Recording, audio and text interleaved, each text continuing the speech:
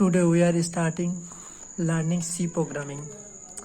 This is our first lecture. Welcome to world. देखिए हम लोग आज से प्रोग्रामिंग सीखने जा रहा है सी प्रोग्रामिंग. तो हम लोग जब ये करने जाते हैं, हम लोग अगर देखेंगे कि गूगल एक ही काम के लिए विभिन्न बहुत सारे आदमी को हायर करते हैं. तो क्यों करते हैं ये काम? जब आप भी गूगल कीजिएगा तो आप देखिएगा कि एक ही काम के लिए हायर इसलिए किया जाता है क्योंकि इसमें एफिशिएंसी बढ़ता है. एक ही काम को सिंपल टास्क में अगर डिवाइड किया जाए, if you dividing a task in a simple step by step process, you can gradually reach to the solution. So आप छोटा छोटा भाग में बांट लेने के बाद ही आप सॉल्यूशन तक पहुँचें. एक दिन में अगर आप सोचेंगे कि ताजमहल बना देंगे तो आप नहीं कर सकते ये. तो सी प्रोग्रामिंग भी इसी तरह है. आपको बहुत सारा फंक्शन, एक कंप्लीट प्रोजेक्ट बनाने के लिए आपको बहुत सारा छोटा स्टेप फॉलो करके, छोटा फंक्शन यूज करके आप एक full fledge code as per your requirement, as per your task, you can build a complete project. So, similar procedure applied by this inventor of C language inventor. There is basically two language, higher level language and lower level language. This is basically the degree of abstraction. मतलब high low language हम जो बोल रहे हैं ये actually degree of abstraction. What is abstraction? Abstraction is trying to hiding something from you. That here hiding some system level details. What is the system working behind this you don't know, but you without knowing you can develop C program. So बिना कुछ जाने ये इस system में क्या चल रहा है, कैसे इंटरनली मेमोरी एलोकेट हो रहा है, कैसे डाटा इनिशियलाइज हो रहा है, क्या हो रहा है, ये सब कुछ कहाँ इनिशियलाइज हो रहा है, कैसे एडिशन हो रहा है, ये बिना जाने, आप इंटरनल फंक्शन बिना जाने आप अपना खुद का आप कोड लिख सकते हैं. तो हायर लेवल लैंग्वेज में कौन कौन आता है? इसमें क्या होता है, हाई लेवल लैंग्वेज में आपको एफर्ट कम डालना पड़ता है. वही अगर हम लो लेवल लैंग्वेज बोलते हैं जिसमें एफर्ट ज़्यादा लगता है. हाई लेवल लैंग्वेज में आपको इंटरनली क्या चल रहा है इस ज़्यादा जानकारी चाहिए ही नहीं. लेकिन लो लेवल लैंग्वेज में आपको थोड़ा बहुत जानकारी चाहिए, इंटरनली क्या हो रहा है नहीं हो रहा है, तो इसके लिए एफर्ट थोड़ा ज़्यादा लग जाता है. हाई लेवल लैंग्वेज में कौन कौन आता है? देखिए, कोबल आता है, फॉर्टेन आता है, C++ आता है, लिप्स आता है, LISP, पास्कल आता है, प्रोलॉग आता है. तो this is the high level language. And the low level language is assembly language. This is more user friendly and that is less user friendly. तो थोड़ा कम यूजर फ्रेंडली है, ज़्यादा यूजर फ्रेंडली है. इसी का बीच का एक लैंग्वेज होता है सी लेवल लैंग्वेज, देखिए मिडिल लेवल लैंग्वेज बोलता है. इसमें क्या है कि आपको थोड़ा बहुत अंदर का नॉलेज होना चाहिए और ज़्यादा नॉलेज की ज़रूरत नहीं है, जो हायर लेवल लैंग्वेज में होता है, तो जिसमें नॉलेज नहीं होने से भी चल जाता है. तो इसमें क्या होता है, आपका डायरेक्ट मेमोरी एक्सेस कर सकता है पॉइंटर के थ्रू. जो सिस्टम लेवल फीचर्स है सी लैंग्वेज के क्या क्या सिस्टम लेवल फीचर्स है वो हम आपको बता रहे हैं. ये DMA थ्रू पॉइंटर, मतलब पॉइंटर के थ्रू आप डायरेक्ट मेमोरी एक्सेस कर सकते हैं. Bit manipulation using bit wise operator के थ्रू आप बीट मैनिपुलेट कर सकते हैं. बीट मैनिपुलेट मतलब वही जो हम लोग बीट वाइज ऑपरेटर क्या होता है, logic, and gate, nand gate, or gate, not gate, ये सब तो ये इसको बिट वाइज ऑपरेशन बोलते हैं। Writing assembly code with C code, मतलब असेंबली कोड भी आप सी कोड के थ्रू लिख सकते हैं। Wide variety of built in function, तो आपको यहाँ पे बहुत सारा फंक्शन मिल जाता है math.h stdio.h, जिसमें भर भर के पहले से फंक्शन लिखा हुआ है, सिर्फ आप उसको उस हेडर को इंक्लूड करो अपना इसमें प्रोग्राम में और use this function without any hesitation. आप कोड करने के लिए आप VS कोड भी यूज कर सकते हैं या कोड ब्लॉक यूज कर सकते हैं, दोनों में कोई भी आप यूज कर सकते हैं, या VS कोड या code block. If you don't no, if you don't have the any of them, then you can simply download then you can write your code। Actually क्या है ना, आप जब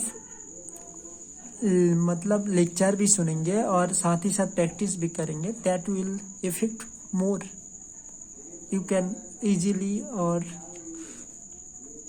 you will understand very efficiently when you try to build code in your computer. So I will recommend you, please code run in your computer daily basis. I have here written a code, a simple code. I want to see you that how actually looks like code, मतलब code देखते कैसे है, कैसे run करता है। एक simple सा code हम आपको बना के यहाँ पे डेमो की तरह दिखाएं। पहले ही आपको पहला लाइन में है इंक्लूड stdio.h, सेकेंड लाइन है int main. I will explain it line every line, but first I will telling you what is written in this code. If you write this code in your computer, after build and run this code, you will see the output A to Z knowledge for you. So पहला line में include.stdio.h, second line में int main, curly bracket के अंदर हम लिखा है printf A to Z knowledge for you। This यही line print होगा, रिटर्न 0, सिंपली रिटर्न 0, उसके बाद कॉमा सेमीकोलन, इधर भी सेमीकोलन दिया हुआ है, उसके बाद कर्ली ब्रैकेट क्लोज कर दिया। यहाँ पे मेरा कोड क्या हो गया, खत्म हो गया। तो देखिए जो पहला लाइन है, उस पहला लाइन का क्या कहता है, इंक्लूड stdio.h। तो इंक्लूड जो हैच डिफाइन है, हैच डिफाइन क्या कंप्लाई को मतलब जो भी कंपाइलर हम लोग यूज करते हैं उसको क्या बोलता है, हैच डिफाइन लाइन अगर कंपाइलर को मिल गया तो वो समझ जाएगा कि ये प्री प्रोसेसर है, मतलब मेरे को कोड प्रोसेस करने से पहले मेरे को कुछ काम प्रोसेस करना है। What is the name implies behind pre processor, pre processor में प्रोसेस से पहले, तो कोड प्रोसेस से पहले कुछ काम करता है, वो होता है हैच डिफाइन। हैच डिफाइन जो लाइन आता है वो उसको प्री प्रोसेसर बोलता है। प्री प्रोसेसर एक्चुअली करता क्या है, ये replace the text with the actual content, जो भी कंटेंट है उसको ये रिप्लेस कर देता है, that is called the pre processor. तो हैच डिफाइन क्या है, समझ गया आप कि हैच डिफाइन क्या करता है, प्री प्रोसेसर के काम करता है, जो रिप्लेस कर देता है एक्चुअल टेक्स्ट को। जो भी लिखा हुआ है इस हेडर फाइल के अंदर, यहाँ पे एक लिखा हुआ है ना stdio.h, ये है actually standard input output header file है, जो ऑलरेडी किसी ने फंक्शन बना के रखा है, उसका एक हेडर फाइल बना दिया। आप सिर्फ हेडर फाइल इंक्लूड कर लेंगे तो आपका उसमें जो सारा फंक्शन लिखा हुआ है सब कुछ आप यूज कर सकते हैं। जो प्रिंटफ फंक्शन, प्रिंटफ यूज किया ना, ये एक्चुअली एक फंक्शन है, इसको हम इस फंक्शन stdio.h के अंदर लिखा हुआ है, जिसको हम सिर्फ प्रिंटफ बोल के जो भी इसके अंदर डबल कोटेशन के अंदर जो भी लिखेंगे वो मेरा प्रिंट हो जाएगा। ये फंक्शन किसी ने उसके अंदर लिख के रखा, हम सिर्फ उसको यूज कर रहे हैं यहाँ पे। तो यूज करने से पहले आपको ये हेडर फाइल इंक्लूड करना होगा आपका प्रोग्राम में, otherwise it will show error. Second line देखिए लिखा हुआ है इंट मेन। तो एक्चुअली ये एक फंक्शन है। तो फंक्शन एंड वेरिएबल क्या है वो हम आपको एक बार बता देते हैं। Function and variable, it is actually ये main part of code. Function is a group of statement which are intended to solve a particular problem. Function के अंदर क्या रहता है, एक ग्रुप ऑफ स्टेटमेंट रहता है जो भी आप इस फंक्शन के द्वारा बनाना चाहते हैं। फंक्शन इसका प्रोटोटाइप मतलब इसका सिंटैक्स कैसा होता है, देखिए फंक्शन का सिंटैक्स होता है रिटर्न टाइप। आप मतलब कुछ क्या रिटर्न कराना क्या चाहता है, फंक्शन का एंड में आप क्या रिटर्न कराना चाहते हो वो रिटर्न टाइप है। कुछ भी इंट, कैर, फ्लोट, वॉइड, जो भी अगर कुछ भी रिटर्न नहीं कराना चाहते हैं तो आप वॉइड लिख सकते हो, रिटर्न टाइप लिखना होगा। उसके बाद फंक्शन का नाम, I will recommended you that the नाम should be the as you like, you can understand that what is the purpose of this function, but there is no hard and fast rule that you have to write any particular name. You can write any name as per you wishes. तो कुछ भी नाम आप यहाँ पे define कर सकते हैं फंक्शन का, कुछ भी नाम फंक्शन का। और उसके बाद जो भी पैरामीटर आप पास कराना चाहते हैं, एक से ज़्यादा पैरामीटर का टाइप और नेम ऑफ द पैरामीटर। उसके बाद कॉमा देके सेकेंड पैरामीटर भी आप लिख सकते हैं इसी तरह, parameter type and name of the parameter. Comma देके आप जितना चाहे उतना पैरामीटर पास करा सकते हो। उसके बाद ब्रैकेट क्लोज, लेकिन यहाँ पे सेमीकोलन नहीं होता है। उसके बाद कर्ली ब्रैकेट स्टार्ट होता है, इसके अंदर जो भी आपका सेट ऑफ स्टेटमेंट है वो भी आप लिखेंगे और उसके बाद इसको क्लोज कर देंगे इस ब्रैकेट को। ये होता है फंक्शन, ठीक है। और वेरिएबल क्या करता है, ये एक्चुअली वेरिएबल यूज करता है कुछ वैल्यू आप स्टोर कराना चाहता है, कुछ उसके वेरिएबल के अंदर कुछ आप स्टोर कराना चाहता है तो वो वेरिएबल डिक्लेयर करना पड़ता है। और फिर उस वेरिएबल को आप कंपाइल टाइम में कंप्यूटेशन में यूज करते हैं, आपका प्रोग्राम कंप्यूटेशन में आप यूज करते हैं। तो चलिए उसके बाद फिर आते हैं, तो हम लोग एक फंक्शन है, लेकिन every project the main function must be present. ये मेन फंक्शन हमेशा, बहुत सारा फंक्शन रहता है लेकिन उसमें एक फंक्शन मेन रहेगा ही रहेगा, otherwise your program will not running.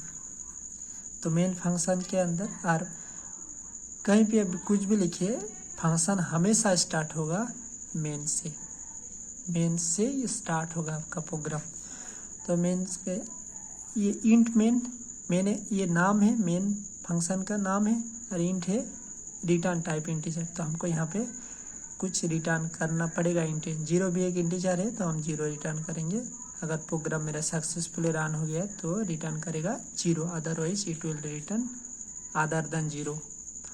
तो प्रिंटफ फंक्शन के अंदर हम लिखे हैं कि A to Z knowledge for you. So इसमें क्या होगा, जैसे हम प्रोग्राम को बिल्ड करेंगे उसके बाद रन करेंगे तो मेरा आउटपुट कंसोल विंडो में हमको दिखाएगा A to Z knowledge for you. तो ये हो गया मेरा फंक्शन रन कर गया। देखिए यहाँ पे एक तो हेडर फाइल है stdio.h, इसका एक्चुअली ज़रूरत क्या है। तो देखिए अब जब बिल्ड करेंगे तो प्रोग्राम बिल्ड हो जाएगा, मतलब कंपाइल हो जाएगा, सोर्स कोड से मेशिंग कोड में कन्वर्ट हो जाएगा, और उसके बाद जब रन करेंगे तो अब आप आउटपुट देख पाएंगे, ठीक है। देखिए हेडर फाइल एक्चुअली क्या रहता है, header file is declaration of function, मतलब फंक्शन का सिर्फ डिक्लेरेशन रहता है वहाँ पे। आगे जाके हम सब कुछ I will explain everything about function, what is function, how to create header file, what is C file.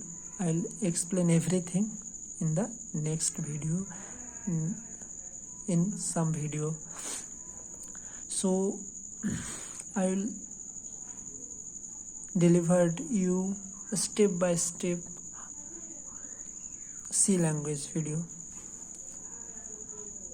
So header file के अंदर एक्चुअली क्या रहता है, declaration of a function.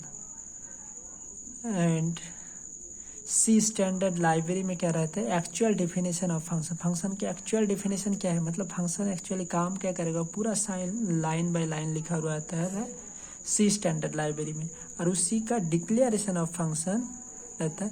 Actually इसका ज़रूरत क्या पड़ा, अगर आप किसी फंक्शन को, आपका एक फंक्शन बनाया है, बहुत सारा फंक्शन बनाया, उसमें आप किसी टाइम एक ही फंक्शन को यूज करेंगे, तो वो क्या करेगा, हेडर फाइल से सिर्फ उस फंक्शन को उठाएगा और उसको पूरा स्टेप बाय स्टेप रीड करेगा, ना कि उस लाइब्रेरी में, सी स्टैंडर्ड लाइब्रेरी में जितना सारा फंक्शन है वो सब कुछ रीड करेगा। इसमें क्या होगा, आपका टाइम बहुत ज़्यादा लग जाएगा। तो उस टाइम को बचाने के लिए यहाँ पे आ जाता है एक लिंकर, जो क्या करता है, इस हेडर फाइल से उसको लेता है, उस पर्टिकुलर फंक्शन को, और फिर स्टैंडर्ड लाइब्रेरी में उस फंक्शन को पूरा जो भी बताया गया है इस फंक्शन में करने के लिए, वो पूरा काम करके सिर्फ पर्टिकुलर उसी फंक्शन को उठा के वो लिंक करा देता है, ना कि पूरा लाइब्रेरी को। तो इसमें मेरा टाइम और एफिशिएंसी दोनों बढ़ जाता है।